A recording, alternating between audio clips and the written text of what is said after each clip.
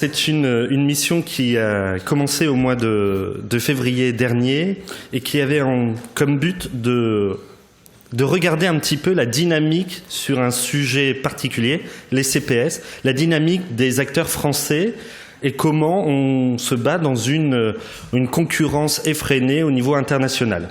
Donc c'est un des premiers rapports qui essaye de dépeindre les évolutions en cours et comment les technologies font partie des outils pour pouvoir avancer sur ce sujet, mais il y a bien d'autres choses dont on va essayer de parler. Donc 4 étapes. La première question, c'était où en est-on? C'est quoi les CPS et quelles sont les technologies? Le deuxième, c'est à quoi ressemble notre écosystème? Est-ce qu'il est fait de TPE, de PME, de donneurs d'ordre, etc., de laboratoires? Le troisième point, c'est le benchmark international. Comment d'autres pays prennent à cœur ce sujet des CPS? Et enfin, des recommandations.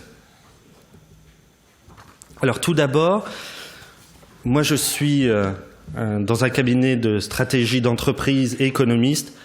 J'avoue que j'ai été très surpris du nombre de technologies qu'on trouvait dans les CPS. On les a regroupées en 7 catégories.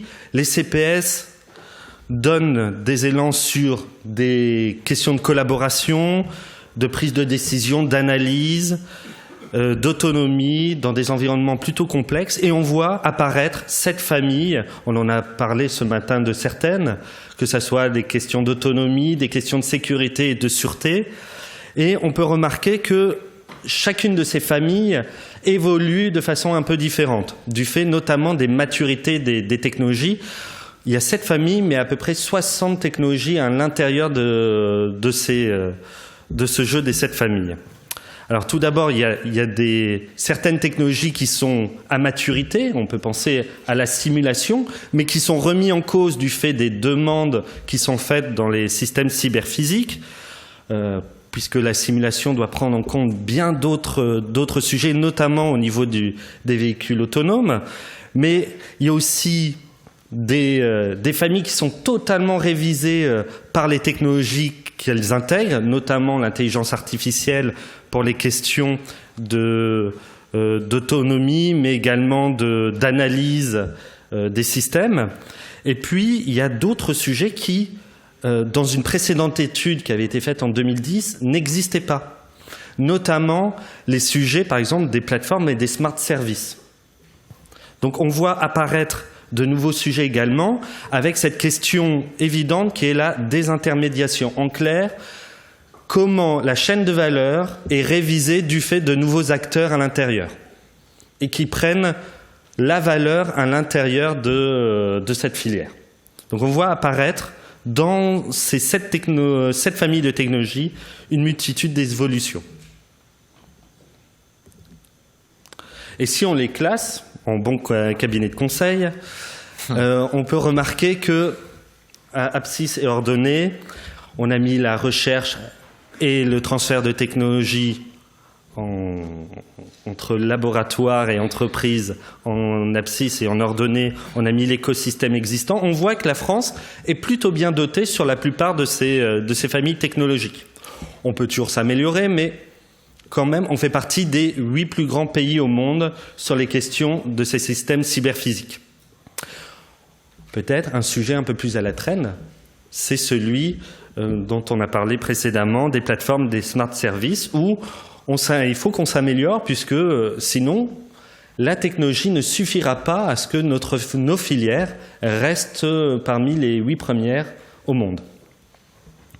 Donc, on passe, quand on voit ça, d'une course de technologie à une course d'influence. La technologie, c'est bien, mais la filière CPS, ou les filières CPS, devrais-je dire, ont besoin d'aller plus loin sur ces questions-là, et notamment sur l'influence qu'elles ont sur des marchés supports. Oui, puisque donc on vient de voir donc voilà la multiplicité des enjeux technologiques, mais sont-ils ces enjeux différemment intégrés selon les différents secteurs? Alors on a regardé plus principalement 3 secteurs marchés, l'industrie, le bâtiment et l'automobile. On voit tout d'abord qu'ils sont vraiment différents par leur culture. On peut imaginer que le bâtiment, avec la multiplicité du nombre d'acteurs qui ne sont pas forcément en lien avec la digitalisation et l'électronique, est vraiment différent d'un secteur dont on a parlé par exemple ce matin, qui était sur l'automobile. Donc il y a des cultures, il y a des paradigmes, des règles de jeu économiques qui sont différentes sur ces 3 sujets, et puis également les attentes par rapport à ces CPS. Mais ce qui est important de voir, c'est ce que je disais précédemment, c'est que la course à la technologie n'est pas suffisante pour réussir. En analysant ces trois marchés, on a trouvé 12 paramètres qui influencent l'intégration des CPS.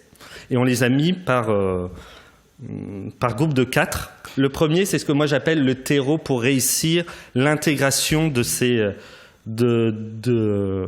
dynamique des CPS. C'est tout ce qui touche, on en a encore parlé ce matin, normatif, réglementation, habilitation, etc. C'est aussi des politiques nationales fortes.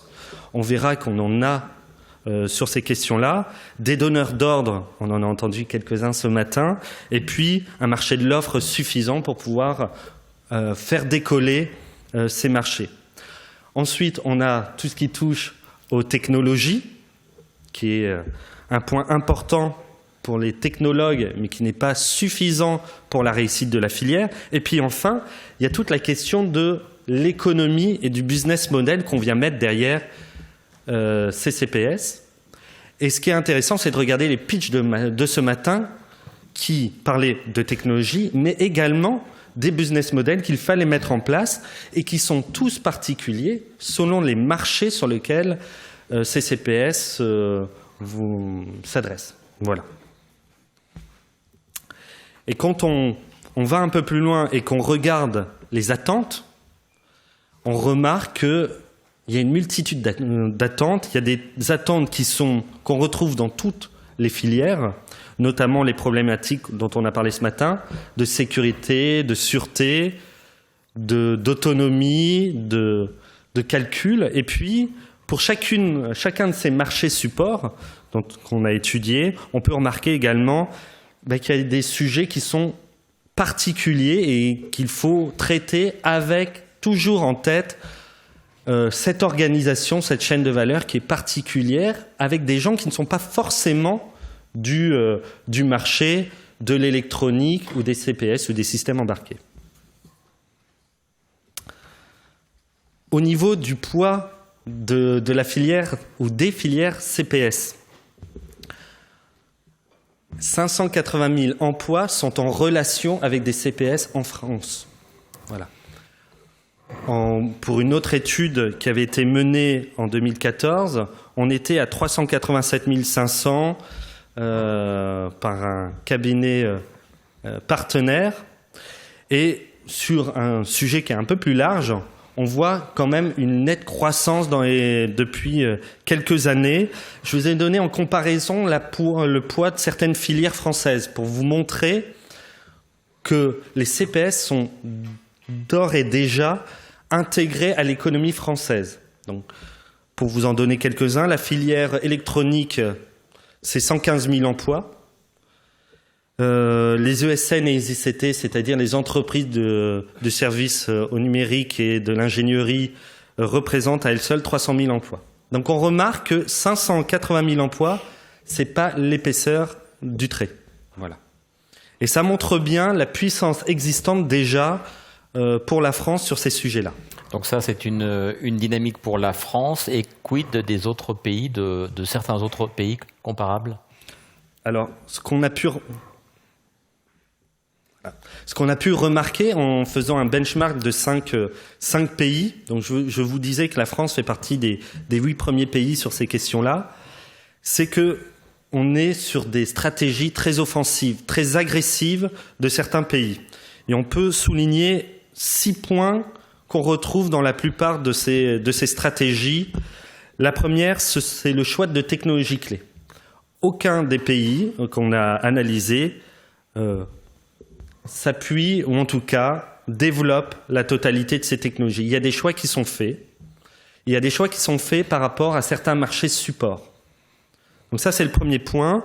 Et le développement de partenariats pour compléter les faiblesses technologiques. Ça, c'est le premier point. Le second, c'est tout le travail sur les standards, l'homologation et les consortia, les consortiums pour le développement de réglementation. Certains pays qu'on a pu regarder de près se développent sur ces questions-là. On peut penser à l'Allemagne sur la question de l'industrie du futur, notamment pour ne pas perdre la place dans la chaîne de valeur. Je vous le disais tout à l'heure, la plus grande peur, c'est qu'un nouvel acteur vienne récupérer les données et fasse le travail, ou en tout cas récupère la valeur qui se trouve dans la chaîne de valeur. Donc, voilà. Donc l'Allemagne, par exemple, les États-Unis, il y a 3 ou 4 consortiums qui travaillent sur des réglementations sur, par exemple, l'automobile ou l'industrie. Et puis il y a d'autres points qu'il faut avoir en tête. Le décloisonnement des structures de recherche et le développement du transfert technologique. On a pu voir un exemple ce matin dans un pitch, mais il faut aller encore plus loin sur ces questions-là. La possibilité d'expérimenter des solutions grandeur nature. C'est bien de pouvoir faire de la simulation, mais ça ne suffit pas. Et des pays comme la Chine, par exemple, sont en train de développer des solutions grandeur nature, notamment pour l'automobile, et d'imposer également par là même des partenariats et des technologies du pays et de récupérer les données lorsqu'il y a ces simulations. Donc on voit que c'est vraiment important sur certains sujets, mais la Corée, c'est par exemple sur les smart buildings. Et puis également un plan massif d'investissement, notamment sur les infrastructures de communication, de positionnement et de sécurité. Et puis, il y a un autre enjeu important, c'est qu'il est bien de créer des CPS, mais il faut aussi les utiliser et il y a besoin de programmes pour changer en profondeur les paradigmes de ces entreprises, des entreprises nationales, notamment des PME et ETI. Donc on le voit, donc de très nombreux constats faits en France, des comparatifs faits avec d'autres pays.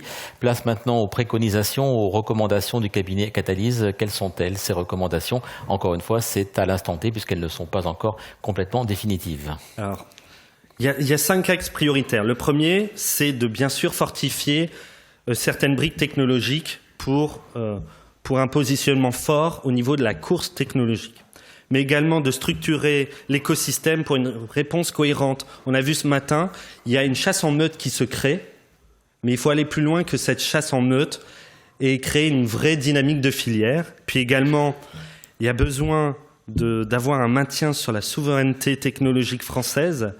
Il y avait une question ce matin sur la supply chain et les éléments technologiques, et puis également l'appui au développement de solutions CPS et l'intégration des CPS dans les PME françaises. Donc nos préconisations sont les suivantes. Tout d'abord, c'est de continuer à appuyer un lieu de convergence, de force vive de la filière et des écosystèmes. On voit l'importance de travailler tous ensemble.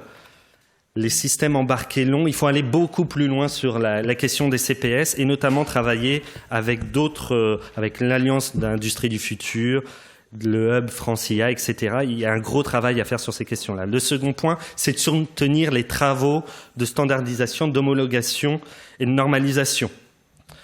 Avoir une très belle voiture, ça ne sert à rien si on ne met pas d'essence à l'intérieur. Et la normalisation, l'homologation et la standardisation, c'est vraiment un point clé pour que nos technologies soient reconnues comme des technologies importantes dans l'écosystème. Et puis également de créer un appel à projets innovants et des challenges ouverts sur ces CPS. Il y a des sujets dont on nous a parlé durant la mission. Et puis de développer des outils et des briques sur étagère pour les CPS. Continuer sur cette question-là. La question autre serait open source ou pas. Mais déjà qu'il y ait des briques sur étagère. Et puis sensibiliser les PME, créer des vitrines et identifier des ambassadeurs parce que les CPS sont inconnus du grand public et également des ETI et des PME. Et puis d'améliorer l'accompagnement des PME et de promouvoir les fonds. Il y a une multitude de fonds existants pour l'intégration sur certains marchés et il faut aider à les faire connaître et à mieux les utiliser. Toute dernière question, vous avez été parfait au niveau timing. La publication finale de l'étude, elle est pour quand ? Alors, il nous reste à réviser certains sujets, parce que le rapport est assez lourd, donc il y a des révisions qui sont en cours, et puis également on est en train de réviser les préconisations pour les affiner. J'imagine que dans le premier trimestre de 2020, nous aurons le rapport final. Merci beaucoup, on peut applaudir Hervé Dissot, ex-cabinet Catalyse, donc pour cette présentation. Merci à beaucoup.